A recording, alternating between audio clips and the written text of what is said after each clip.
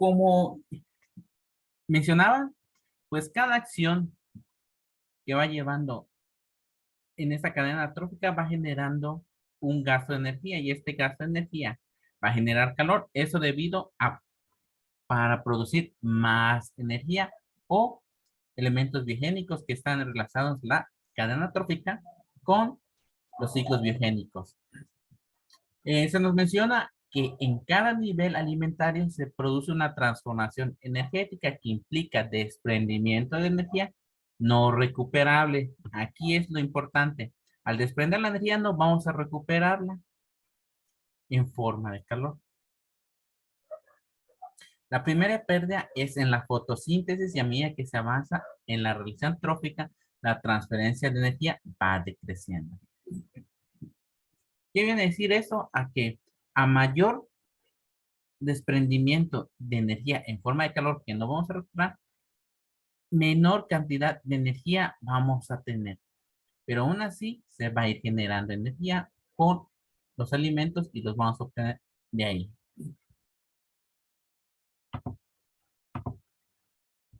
Ahora, hemos hablado de los descomponedores o de los microorganismos que descomponen todo. Y también en la misma cadena trófica lo mencionan como tal. Y estos descomponedores están enlazados por todos los consumidores, tanto primarios, secundarios, terciarios, cuaternarios. Y también estos mismos descomponedores están dentro de los mismos ciclos bioquímicos como tal.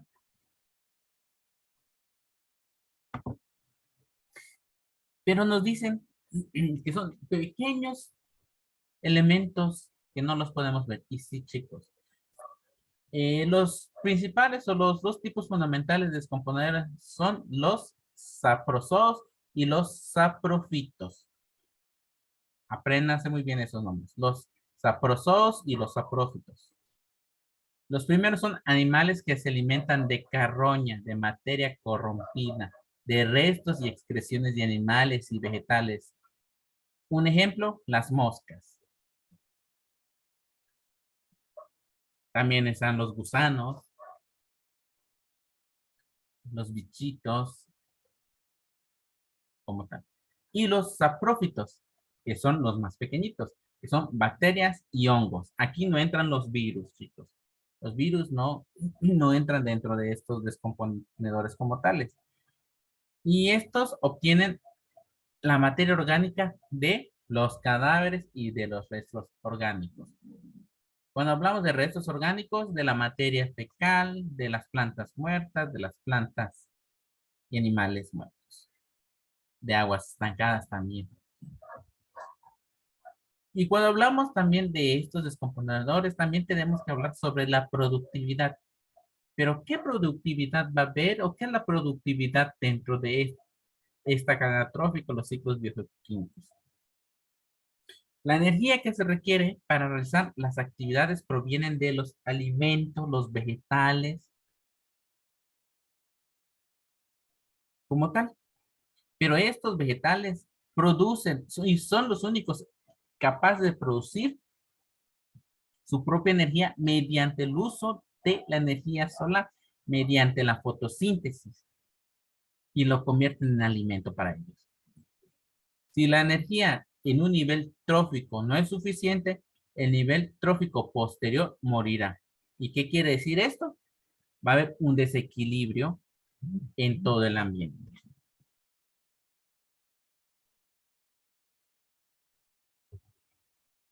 Y sí, chicos, a la pena de uno, o como tal, o daño en toda la cadena trófica, va a desencadenar un gran problema. No solamente en ese pequeño sentido, sino en gran magnitud, chicos. Como se los mencioné con el ratoncito. Muerto el ratón, que era el alimento del zorro, el zorro tendrá que buscar otro tipo de alimento para consumir. Y si los humanos dependemos mucho del consumo del conejo, no va a haber porque habrán dos animales, un ser humano y el zorro en competencia por el alimento que vendría siendo el conejo. Pero al haber menos conejo, va a haber un crecimiento de hierbas venenosas que podrían dañar al ecosistema o al cultivo de las plantas como tal. Y así es el daño irreparable que se puede tener dentro de una cadena trófica. Aparte de la pérdida de alimento, como lo menciona esto, si hay menos alimento en parte de la cadena trófica, el siguiente morirá.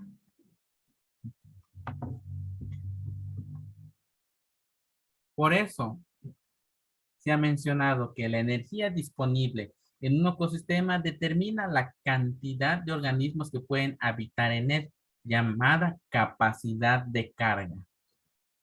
Entiéndanlo bien. Esa capacidad de carga es la que determina la cantidad de organismos que pueden vivir en un ecosistema, en un poblado, en una región, en un todo, chicos. Es lo mismo que vemos en la escuela. Una sola cafetería para casi 2,000 o 1,000 alumnos. Y cuando llegamos, las empanadas se agotan. ¿Y qué pasa? Nos quedamos con hambre. Viene pasando lo mismo dentro del ecosistema. La cafetería no tiene la capacidad de solventar la carga de necesidad que tienen los que habitan eso. Por ello es necesario conocer la velocidad en que la energía se asimila en forma de enlaces químicos. Y esto se efectúa por dos tipos de organismos. Los autótrofos o productores que transforman la energía solar en energía de enlace a través de la fotosíntesis y los heterótrofos que transforman la energía química en moléculas energéticas. O sea, nosotros que somos heterótrofos, los animales que son heterótrofos, necesitamos de los autótrofos que vienen siendo los productores, donde vamos a tener esa energía y la vamos a convertir químicamente en moléculas energéticas. ¿Y cómo las vamos a obtener? Mediante el consumo de frutas y animales. Los animales tendrán ya dentro de su mismo organismo la energía por parte de los vegetales. Y eso sí es una cadenita, cadenita, cadenita que va creciendo.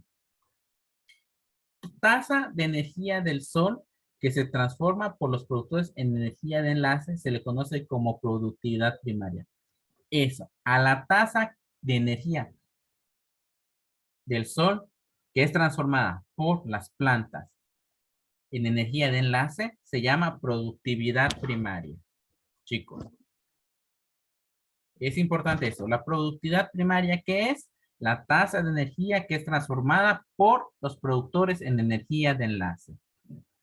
Ahora, la tasa con la que los heterótrofos transforman la energía de enlace tomada por la energía primaria, que es producida por los autótrofos o productores en formas de energía útil, se le conoce como productividad primaria. ¿Cuál es la productividad primaria? Es la tasa con la que los heterótrofos transforman la energía de enlace que es producida por los autótrofos o productores en forma de energía útil. Son preguntas posibles de examen, chicos. Apréndanlo. Y para eso, cuando hablamos sobre la capacidad de carga, también hay que saber la regla del 10, en la cual en un lugar va a tenerse que dar cierta cantidad de porcentaje. Energía similar para los productores, productor primaria. Inician los descomponedores, hay una respiración. Pasa la producción neta, que es la que se obtiene por los productores o es disponible de los productores. Se asimila en un 10% por la siguiente productividad secundaria. Ahora habrá una productividad neta y una asimilación de energía. Lo mismo. ¿Qué hablamos con esta imagen? De que a partir de la productividad primaria va a haber un consumo por parte de la productividad secundaria, que a la vez va a tener un 10% de generación de energía, que es la energía que está disponible con la energía que va a asimilar y es la misma que va a devolver en un 10% como tal. Y aquí van a ver que en la respiración va a haber un gasto de energía y con la descomposición va a haber también un gasto de energía. Pero aún así se va a estar manteniendo un 10% de la carga energética que está consumiendo los productores secundarios a partir de la productividad primaria. Y así sucesivamente en cadenita, chicos. ¿Alguna pregunta hasta este momento?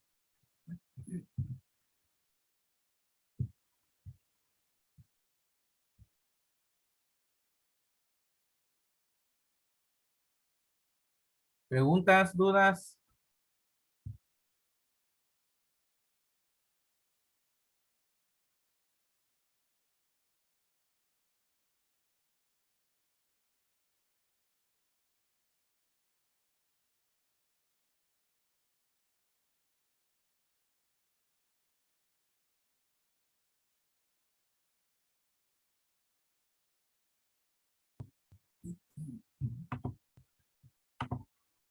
Ahora, y aquí viene lo bueno, chicos. Ahora vamos a ver qué relación hay entre todo lo que vimos de la cadena trófica, los ciclos biogenéticos, la energía que al principio vimos como tal, y también vimos un poco de química, ya que involucran un poco esto, la relación de las poblaciones. Cómo las poblaciones interactúan en el ecosistema, en el ambiente, en las regiones, en los poblados, en las ciudades, etcétera, etcétera. Todo que involucre al ser humano, la flora, la fauna. Entre los elementos bióticos de cualquier sistema se pueden establecer dos tipos de relaciones específicas, chicos. La intra y la interespecífica. La primera está dada de la misma especie y la segunda por diferentes especies.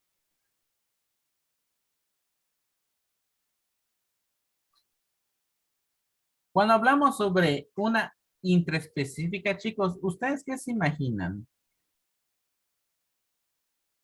Dada entre individuos de la misma especie. Es muy sencillo, chicos. Nosotros, la especie humana, convivimos entre nosotros mismos. Los monos viven con sus mismos congéneres, lo mismo que las aves, los conejos, los ratones, viven con su misma especie. La interespecífica ya es la mezcla de todo una región. Cómo nosotros como seres humanos convivimos con las especies que viven a nuestro alrededor. Y esto, chicos, se ve mucho en las poblaciones rurales, en los poblados, o en esos asentamientos muy en el monte. Y la imagen que ven ustedes ahí es de un mono aullador y de un pájaro conocido como trogones. Estos dos animales consumen el dichoso fruto del chico zapote o el zapote.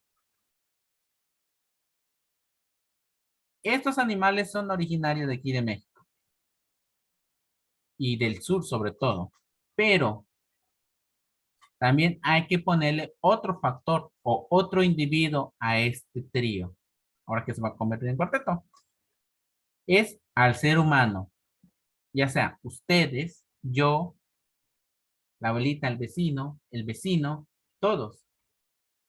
También el ser humano consume el zapote.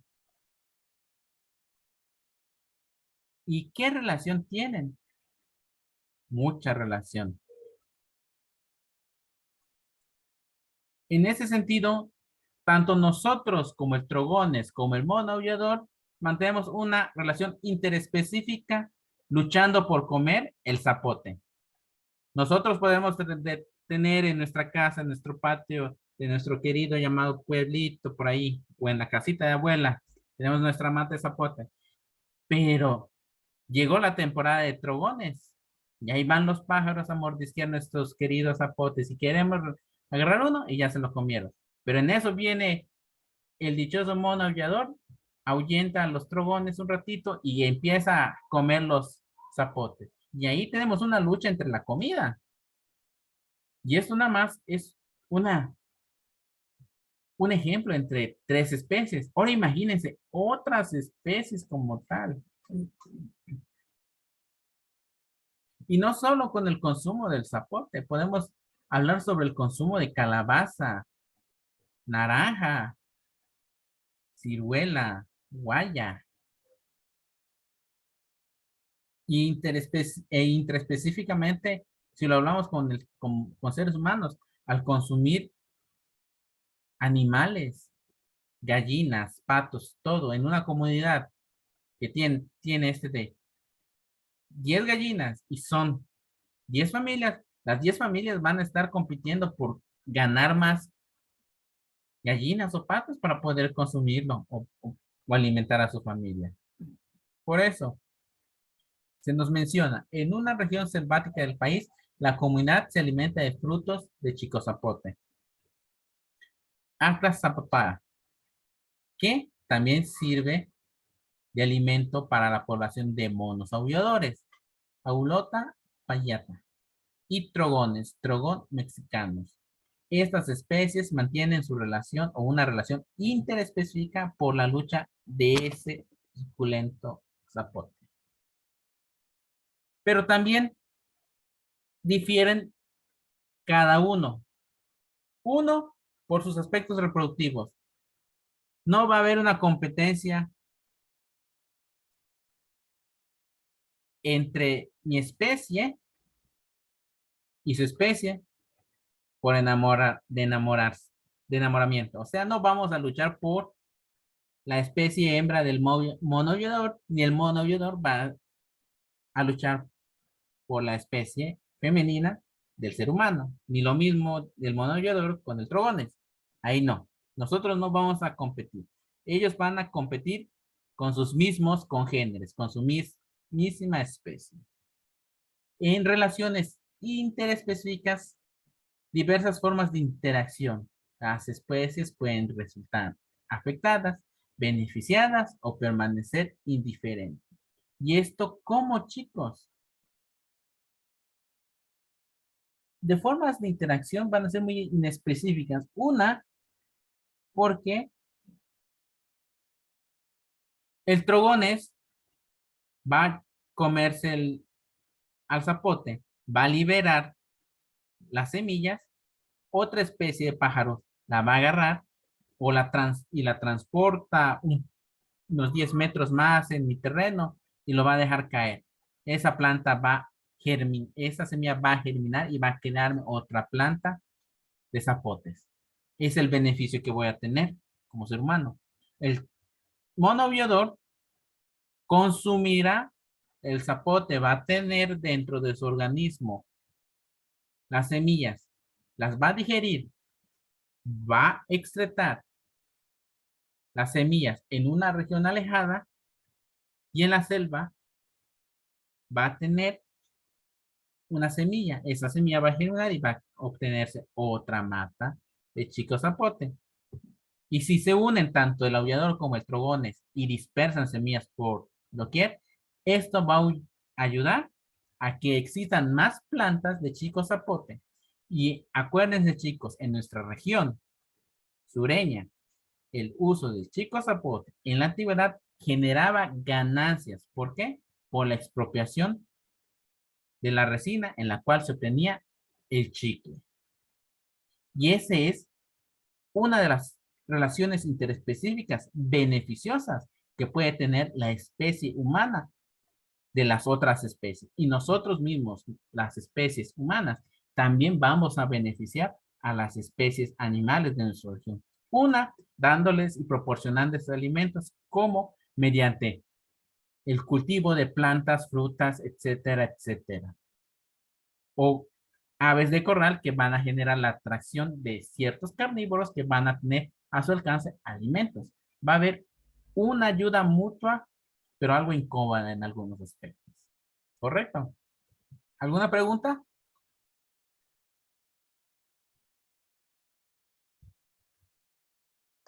Ninguna, profe. ¿Eh?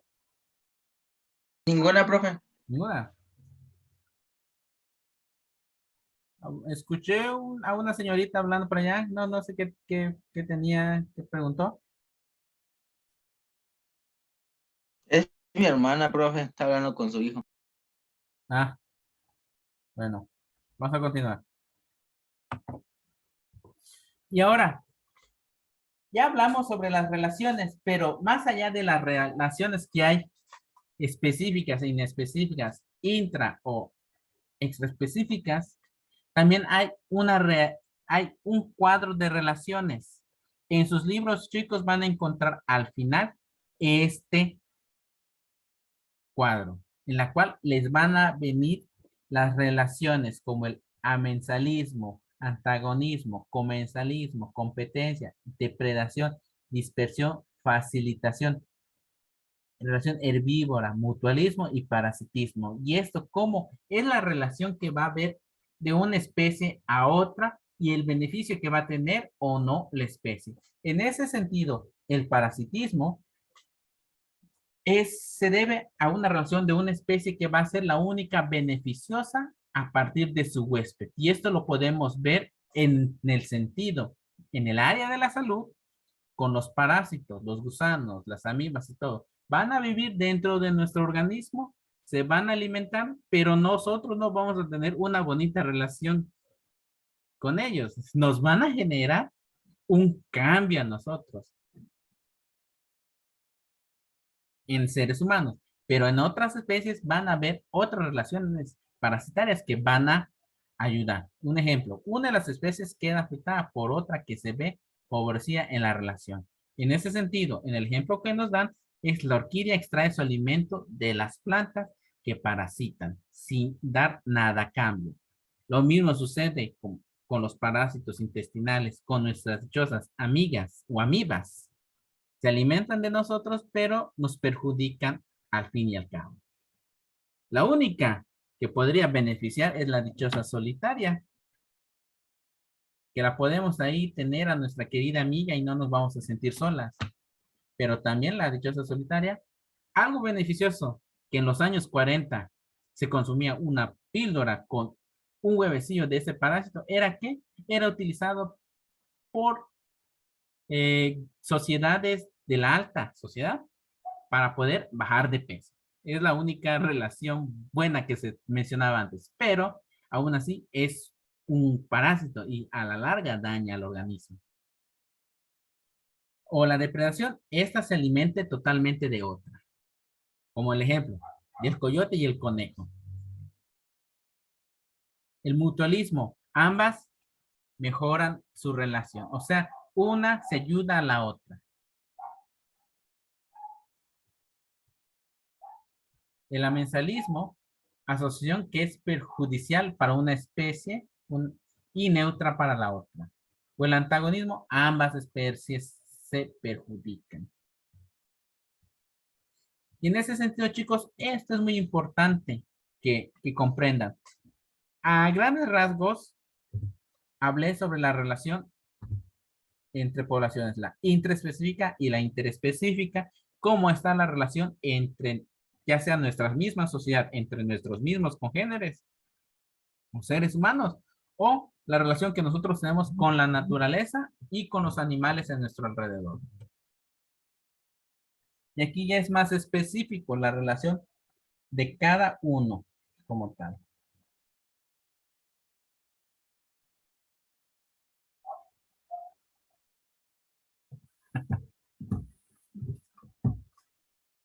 Hasta en su misma vida diaria pueden entender y ver qué relación pueden tener con sus seres más allegados.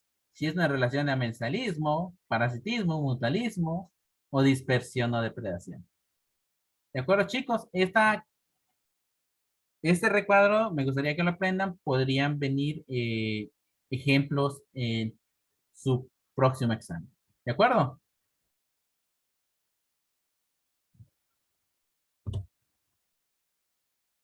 Y ahora, si nosotros ya vimos sobre la relación entre poblaciones, como tal, ¿cómo nos pueden ayudar o cómo nos pueden afectar?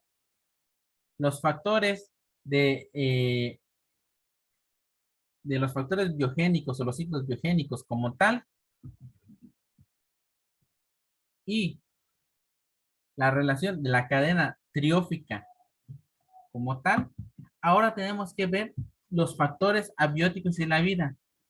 ¿Cuál es el limitante que nosotros tenemos como factor humano, factor fauna, factor flora? Los organismos no solo establecen relaciones con la vida, la biocenosis también lo hacen con los elementos abióticos del medio, conocidos como biotipos. Para que los vegetales en la biosfera realicen la fotosíntesis, requieren factores que pertenecen a la hidrosfera. ¿Qué quiere decir eso? Necesitan agua. De la atmósfera, el CO2 o dióxido de carbono, y de la litosfera, sales minerales, azufre, potasio, fósforo, etcétera, que durante la fotosíntesis entre sí convergen. Y literalmente lo vimos en un apartado de los ciclos biogénicos, que si en un dado caso hasta en en la cadena triófica alimentaria también lo vimos. Si falta un elemento o un animalito, lo demás muere. En ese sentido, también puede suceder con estos. Pero aquí vamos a utilizar la ley del mínimo.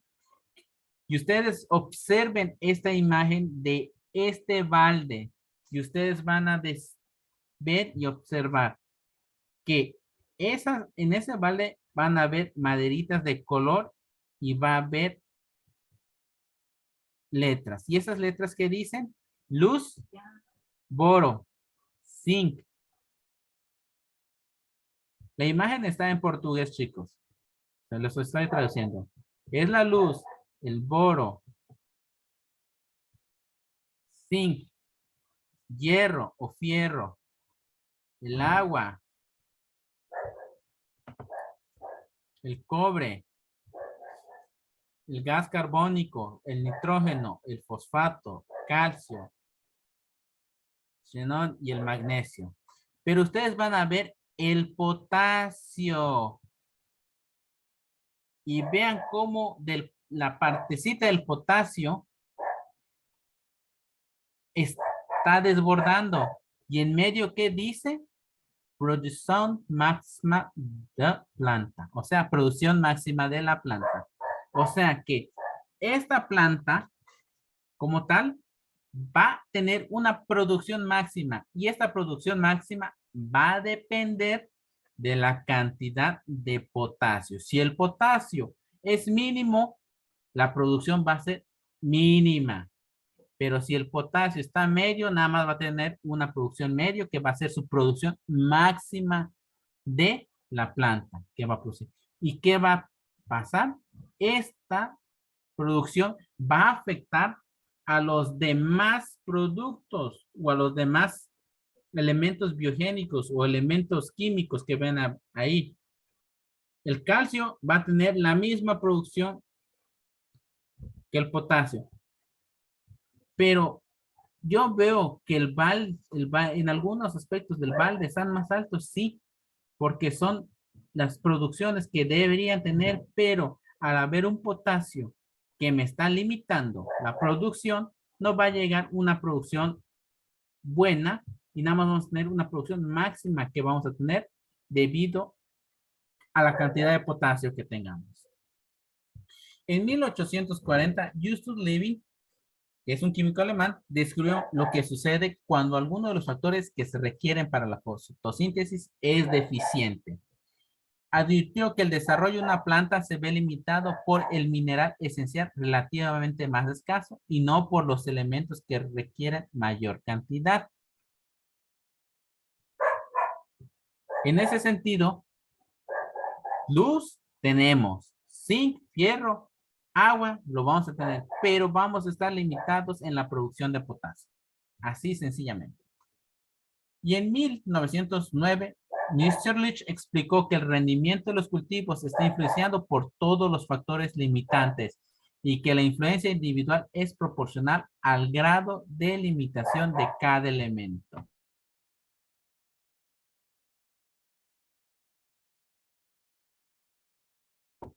¿Qué quiere decir esto? Que nosotros vamos a estar limitados por la cantidad de elementos biogénicos, químicos que pueda tener nuestro entorno. Si hay un déficit de esto, la producción de aquello va a estar limitado. Si nos falta luz, va a disminuir la producción de energía que va a haber por parte de la fotosíntesis. Si hay poco cloroplasto, no va a haber una producción eficiente de la fotosíntesis. Si nos falta agua, no va a haber una producción buena de oxígeno, lo cual al no haber oxígeno, dióxido de carbono, como tal, no va a haber la fotosíntesis que va a generar energía.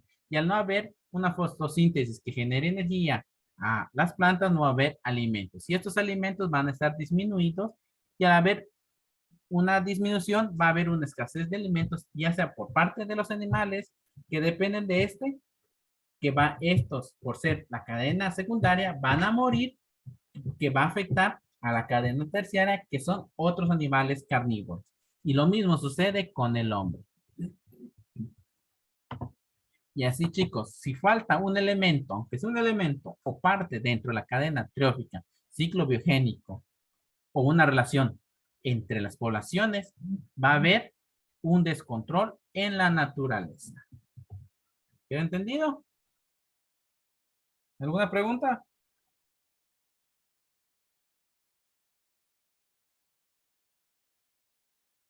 ¿Duda o aclaración?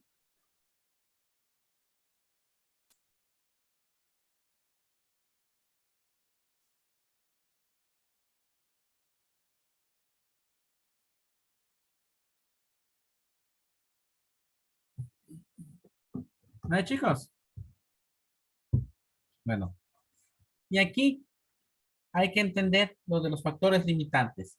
Impone un límite en el crecimiento, de forma que los demás factores no tienen efecto. En el caso de la fotosíntesis, los factores limitantes básicamente son 5. En la fotosíntesis, apréndanse estos 5 factores. Luz, temperatura, dióxido de carbono, humedad del suelo y la atmósfera y compuestos orgánicos. ¿Qué nos dice? Entre mayor sea la intensidad lumínica, más fotosíntesis se va a realizar, pero el proceso se estabilizará en un punto en que la cantidad de luz ya no afectará. Perdón. Debido a que todos los cloroplastos están trabajando y ya no hay maquinaria que pueda procesar más materiales. La temperatura, a mayor temperatura, mayor eficiencia dentro del proceso. Sin embargo, al llegar a su punto máximo, esta va a decaer paulatinamente su eficiencia, ya que el exceso de temperatura afecta el proceso de la fotosíntesis. Lo mismo sucede con nuestros organismos. A mayor temperatura, nosotros decaemos. El dióxido de carbono, al aumentar su concentración, sí incrementa la fotosíntesis, pero esta sobrepasar resulta tóxico para la planta, causándole la muerte o incluso matándola inmediatamente, lo cual va a hacer que caiga abruptamente el proceso y al morir la planta no va a haber producción, no va a haber fotosíntesis como tal. La humedad del suelo y la atmósfera. Este factor solo permite el proceso fotosintético cuando la variable se encuentra dentro de un rango. A cantidades mayores o menores pueden ocasionar alteraciones de la vida vegetal y por lo tanto inhibir el proceso. ¿Qué quiere decir esto? Cuando nuestra atmósfera es muy húmeda, puede ser perjudicial para la planta, ya que la planta no va a absorber tanta humedad y va a haber un alto consumo de agua, podría decirse. Y si no hay una humedad relativa, no va a haber algo principal, que es el agua, la cual va a matar a la planta y va a desestabilizar el proceso de la fotosíntesis como tal. Compuestos orgánicos, pues cada uno deberá estar disponible para la planta en la mezcla específica que ella lo requiere y no en la esfera adecuada. De lo contrario, el vegetal no podrá procesarlo y el elemento pudiera incluso ser nocivo. Cuando hablamos sobre compuestos inorgánicos, vamos a hablar sobre el cobre, el fierro, el zinc, el boro. Sales minerales que la planta necesite para poder llevar el proceso como tal de la fotosíntesis. Son reacciones químicas que esa misma. ¿Alguna pregunta?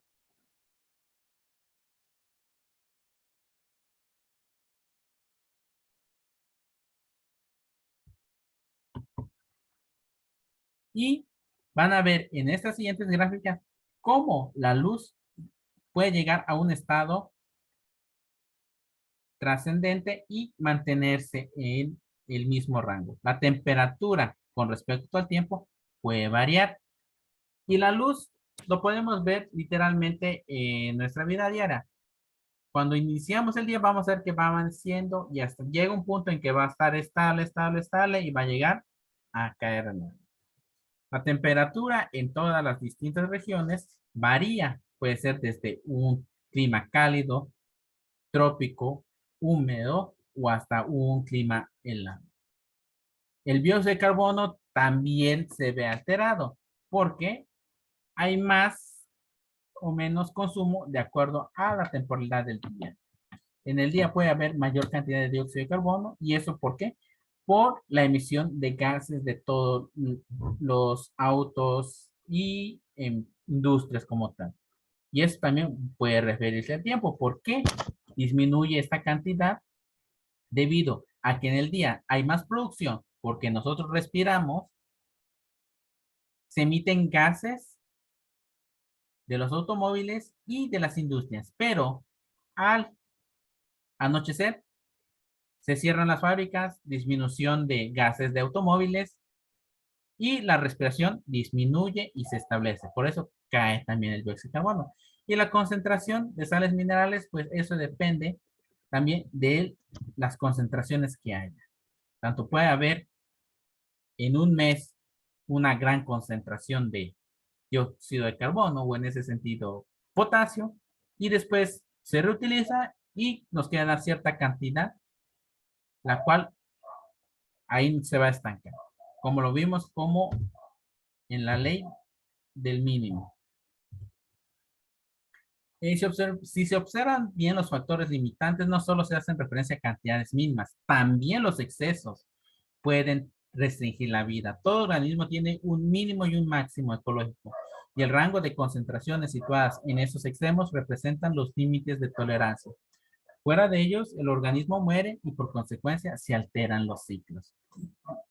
También en los seres humanos, nada en exceso, todo con moderación. Ni tampoco dejarnos morir en ese sentido. Si dejamos de comer, nos morimos. Si comemos en exceso, nos llevan alteraciones metabólicas dentro de nuestro organismo. Mucha cochinita, mucho lechón, muchos azúcares nos pueden llevar a tener el aumento de glucosa y triglicéridos o colesterol en nuestro organismo que también nos llevan a la muerte. Tanto se ve en la naturaleza como se ve en la vida humana.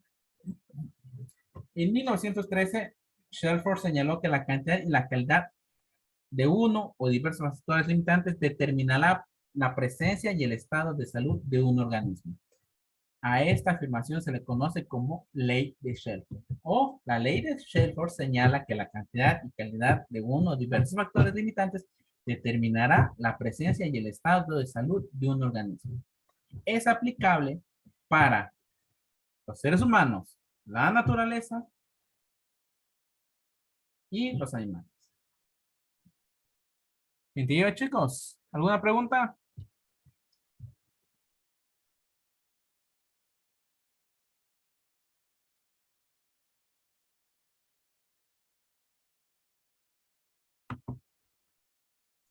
Y Shelford menciona que hay limitantes para los factores ambientales por encima y por debajo, de los cuales no es posible que el organismo sobreviva.